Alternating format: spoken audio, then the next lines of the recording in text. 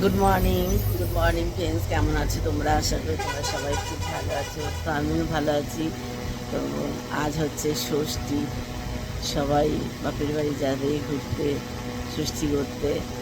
আর এবছর আমার আর ষষ্ঠীতে যাওয়া হলো না।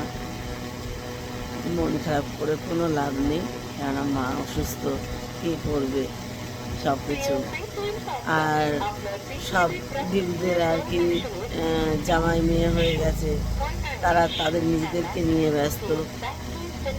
তো আমাকে বলার মতন সেরকম কেউ নেই। তো আমি ডাকি প্রত্যেক বছর আমার ননদদেরকে। তো এবছরও আমার ননদদেরও সব ঘরে বৌমা মেয়ে সব এরকম হয়ে গেছে। তো তারাও তাদেরকে নিজেদেরকে নিয়ে খুব ব্যস্ত। তো সেই কারণে আর কি ষষ্ঠীতে তাদেরকেও বলা হয়নি। তো যাই হোক, ভালোই হয়েছে। আমার নিজের মেয়ে ছেলে যখন বিয়ে দেবো তখন আর কি ষষ্ঠী হবে, আবার আমার জীবনের ষষ্ঠী শুরু হবে। তো মেয়েকে বিয়ে দেবো যখন, তখন জামাই আসবে, তখন মজা আনন্দ হবে। তো যতদিন না হচ্ছে ততদিন এইভাবে নিয়ে থাকি। তাও ছেলে বিয়ে দিলে ছেলে যাবে ষষ্ঠীতে, সেটাও একটা মজা লাগবে, আনন্দ লাগবে। তো যাই হোক না কেন, সব কিছু মিলিয়ে মিশিয়ে পরে হয়তো ভালো হবে, হতে পারে।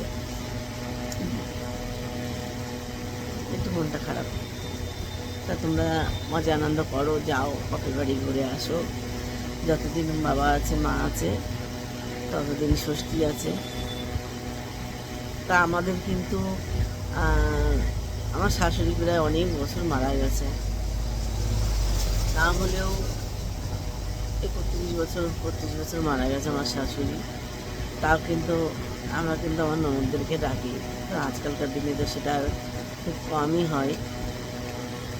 এখন সবাই নিজেদেরকে নিয়ে ব্যস্ত থাকে সবসময়, সবাইকে নিয়ে ভাবার কোনো সময় নেই।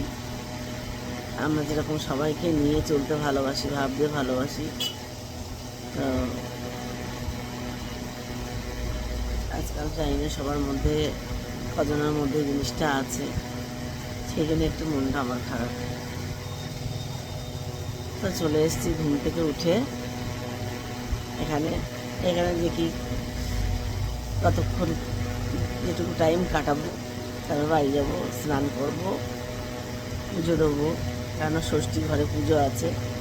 আর নিয়ম যেটুকু করার ঘরে সেটুকু করব, ঠাকুরকে দেবো, গোপাল সোনাকে সবাইকে দিয়ে তারপরে আর কি আমাদের আমাদের আজকে মানে ইয়ে আছে, ষষ্ঠী আছে, ঠিক আছে,